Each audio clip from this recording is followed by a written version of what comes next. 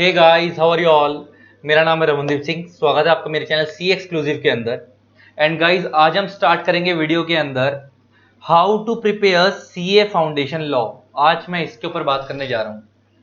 आप लोगों को, बहुत सारे बच्चों को पता होगा कि अभी ये जो मई 20 अटेम्प्ट होना था, पहले जुलाई में पहुंचा, देन अभी जुलाई वाला अटेम्प्ट भी कैंसिल होकर अब नवंबर 20 में होगा। तो अब बेसिकली नवंबर 20 में दो तरीके के बच्चे आएंगे। एक तो वो वाले पेपर देंगे जो जिन्होंने मई में देना था वो नवंबर में दे रहे हैं फाउंडेशन का पेपर, और एक वो वाले बच्चे भी आएंगे जिन्होंने अभी इसी साल 12th करी है और 12th करने के बाद वो नवंबर अटेम्प्ट दे रहे हैं। तो जो पहले से मई के लिए तैयार कर रहे थे वो उनको तो अब तक तैयार कर चुके होंगे। मेन जो मेरा फोकस रहेगा वो उन बच्चों पे है जो बेचारे अब फर्स्ट टाइम 12th करके आए और नवंबर में पेपर देंगे फर्स्ट टाइम तैयारी करके। ऑल तो दूसरे वाले बच्चे भी जो मई में देने वाले थे नवंबर में देंगे, लेकिन वो तैयारी कर चुके होंगे, उनको एक आइडिया होगा। लेकिन उनको भी अगर आइडिया नहीं तो आप देख सकते हो। अगर मैं आपको बताऊं तो पहले थोड़ा सा आपको कोर्स का ब्रीफ दे दूं कि आपका जो लॉ है, आपका जो सब्जेक्ट है उसका नाम है बिजनेस लॉज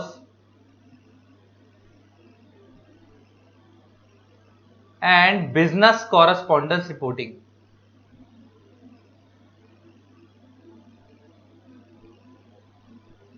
रिपोर्टिंग। इसको हम शॉर्ट में सीधी सी भाषा में लॉ बोल देते हैं, और इसको हम शॉर्ट में सीधी सी भाषा में बीसीआर बोल देते हैं, बीसीआर। अगर मैं बात करूं आपसे लॉ की तो ये है आपका 60 मार्क्स का, और अगर मैं आपसे बात करूं बीसीआर की तो ये है आपकी 40 मार्क्स की। ये बेसिकली इंग्लिश ही है, जो आप लोगों ने आता इंग्लिश पढ़ी उसका थोड़ा सा एडवांस लेवल है, लेकिन ये है इंग्लिश ही।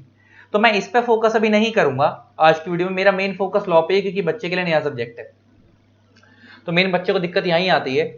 तो मैं जरा अगर उसके ऊपर बात करूं तो आपका जो लॉ है ना उसमें 5 एक्ट हैं। तो मैं पहले सीक्वेंस बताने जा रहा हूं कि आपको लॉ को किस सीक्वेंस से पढ़ना चाहिए, किस सीक्वेंस से पढ़ना चाहिए, कब कैसे करना चाहिए, जरा देखना। अगर मैं आपसे बात करूं तो अगर मैं लॉ में, अगर आपके 5 एक्ट है उसमें पहला है इंडियन कॉन्ट्रैक्ट एक्ट 1872।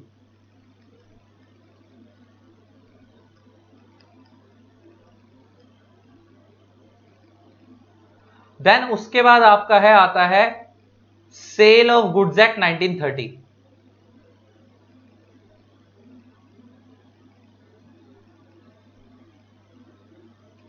देन उसके बाद आपका आता है पार्टनरशिप एक्ट 1932।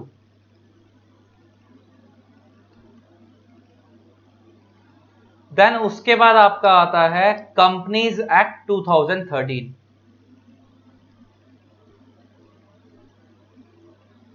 देन उसके बाद आपका आता है LLP act 2008, limited liability partnership act 2008। अगर मैं आपको इनकी वेटेज भी बताऊं तो ये वेटेज पेपर में 10 से 12 मार्क्स का आता है। ये सेल ऑफ गुड्स एक्ट भी 8 to 10 मार्क्स का आता है। पार्टनरशिप एक्ट 10 से 12 मार्क्स का आता है। कंपनीज एक्ट 10 से 12 मार्क्स का आता है, और एलएलपी एक्ट 6 to 8 मार्क्स का आता है।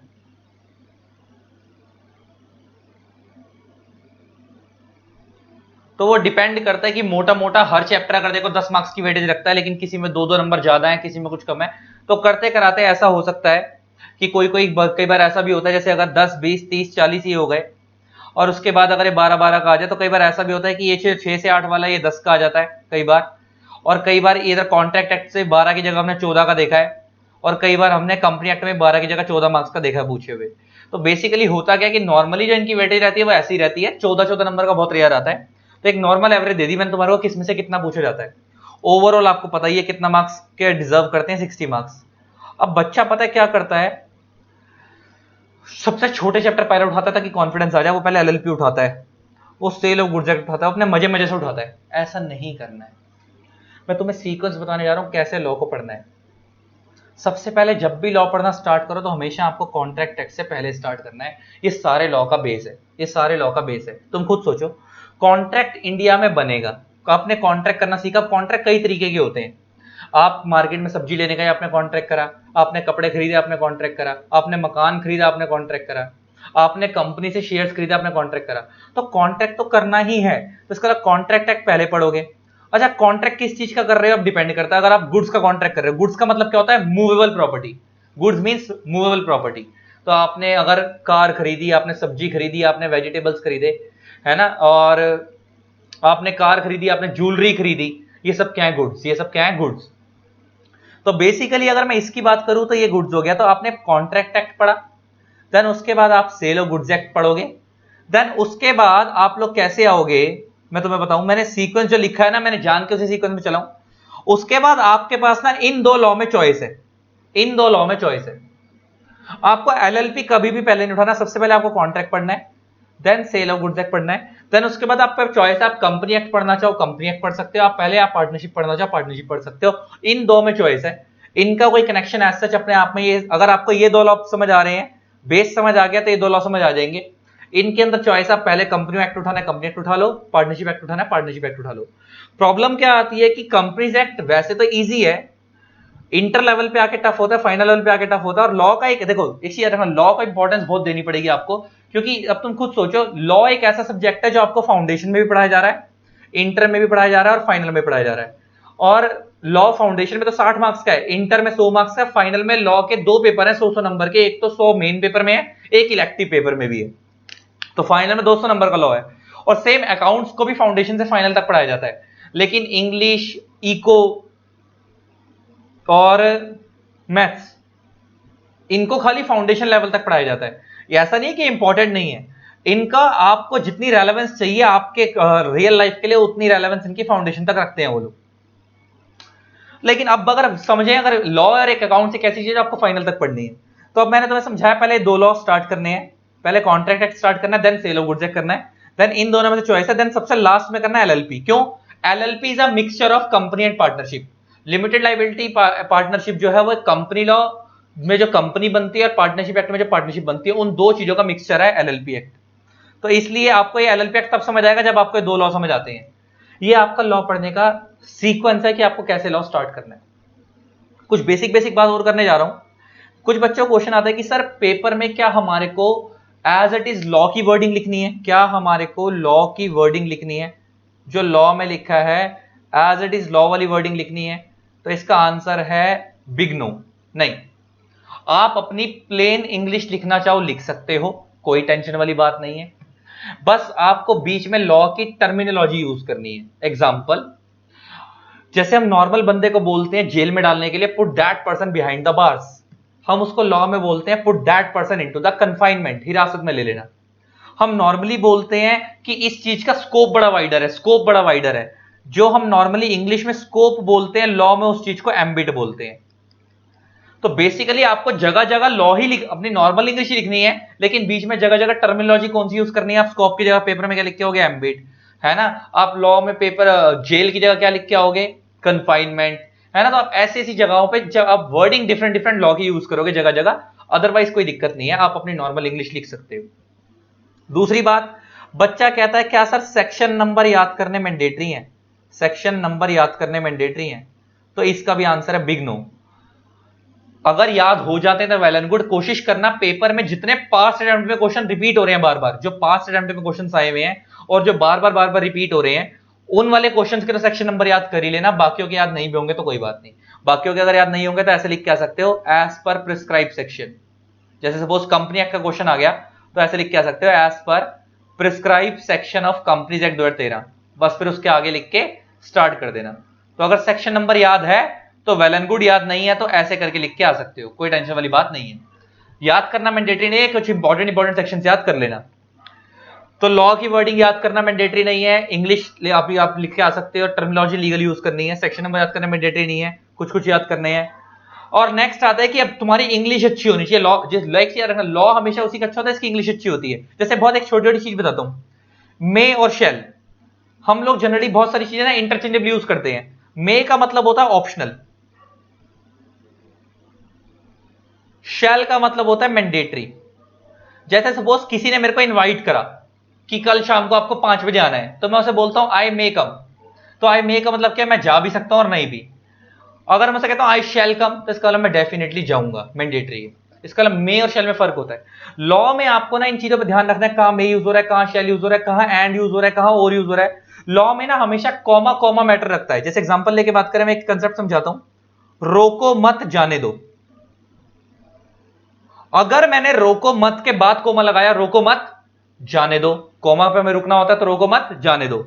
लेकिन अगर मैंने रोको के बाद कोमा लगाया, अगर मैंने रोको के बाद कोमा लगाया तो रोको मत जाने दो। इसका मतलब एक कोमा ने पूरी लाइन का मतलब बदल दिया। जब मैंने रोको मत के बाद कोमा लगाया था तो क्या था, रोको मत जाने दो। अगर मैंने रोको के बाद कोमा लगा दी तो रोको मत जाने दो, उसे बिल्कुल मत जाने दो। इसका एक कोमा ने पूरी लाइन का मतलब बदल दिया। तो आपको लॉ में एक एक कोमा एक एक वर्ड पे ध्यान देना है, बस ये आपकी मेन चीज है।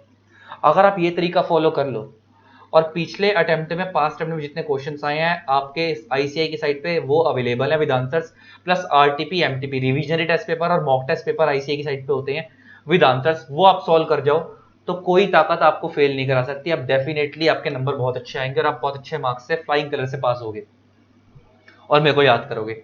तो ले दे के लॉ को इस तरीके से आपको डायरेक्शन में चलना है। मैं एक सेपरेट वीडियो बनाऊंगा जिसके अंदर मैं ये बताऊंगा लॉ को लिखना कैसे होता है। अगर पेपर में केस स्टडी आंसर आ गया तो कैसे लिखना है, स्ट्रेट फॉरवर्ड क्वेश्चन आ गया तो कैसे आंसर लिखना है, डिफरेंस बिटवीन आ गया तो कैसे आंसर लिखना है, उसके ऊपर मैं एक सेपरेट वीडियो बनाऊंगा। लेकिन किस तरीके से अब आगे मूव करना है ये मैंने बता दिया। अब बहुत सारे बच्चे बोलते हैं कि सर अगर आपसे लॉ की क्लासेस लेनी हो तो आप लोग, मेरे डेमो अवेलेबल है इस चैनल पे, सी एक्सक्लूसिव वाले पे। ऑल दो आप अगर जाके चेक करना हो ना, मेरा एक और चैनल भी है AFLM, आप यूट्यूब पे लिखना, बहुत फेमस चैनल मेरा है, अच्छे खासे सब्सक्राइबर है चैनल के ऊपर। वो चैनल पे सीए सीएस सीएम में तीनों के लिए कॉमन है और ये वाला चैनल खाली सीए वालों के लिए। तो मैंने इसी पे वीडियो अपलोड करी है। आप AFLM पे मेरे डेमो देख सकते हो, रिव्यू देख सकते हो लोगों के। आप इस मेरे चैनल के ऊपर जो नॉर्मल सी एक्सक्लूसिव वाला उस पर भी देख सकते हो। एक चीज और बता दूं, लास्ट टू लास्ट अटेम्प्ट के अंदर all India second highest marks law में मेरे बच्चे के थे 88 मार्क्स, और उस टाइम पे ऑल इंडिया 90 मार्क्स के आसपास हाईएस्ट गए थे और 88 मार्क्स हमारे बच्चे के हाईएस्ट थे, सेकंड हाईएस्ट। तो इस बार देखो क्या होता है, भगवान ने चाहा तो हमारे इंडिया में अच्छा नाम बने। और बच्चे बोलते हैं सर हमारी फेस टू फेस क्लासेस तो ऑलरेडी चलती थी लेकिन आजकल पैंडेमिक की वजह से नहीं चल रही। तो बच्चे अगर पूछते हैं कि सर आपकी अगर क्लासेस लेनी हो तो आप मेरी क्लासेस ले सकते हो। अगर आपको फुल फ्लेज कोर्स चाहिए तो आप मेरे से तब भी कांटेक्ट कर सकते हो, हमारे पास और फैकल्टीज भी हैं। और अगर आपको खाली मेरी लॉ की क्लास चाहिए, लॉ वाला सब्जेक्ट चाहिए, तो आप ले सकते हो। आप मेरे इस नंबर पे व्हाट्सएप कर सकते हो 8802233513, और आप मेरे को मैसेज कर सकते हो कि सर मैं सीए फाउंडेशन का स्टूडेंट हूँ, मैंने आपकी वीडियो देखी थी, तो मैं आपको फीस डिटेल वगैरह दे दूंगा, आपको कितनी फीस देनी है, क्या सिस्टम है, कैसे देनी है, मैं आपकी फीस डिटेल शेयर कर दूंगा। और जो हमारे बच्चे हैं जो हमसे पढ़ रहे हैं तो उन्होंने तो फीस वगैरह दे रखे, तुम बस आराम से वीडियो देखो और सीक्वेंस समझो बस। और आई होप आपको वीडियो अच्छी लगी होगी। इसी तरीके से वीडियोस को प्यार देते रहे, keep living keep supporting. Answer किस तरीके से लिखने हैं उसके बारे में सेपरेट वीडियो बताऊंगा।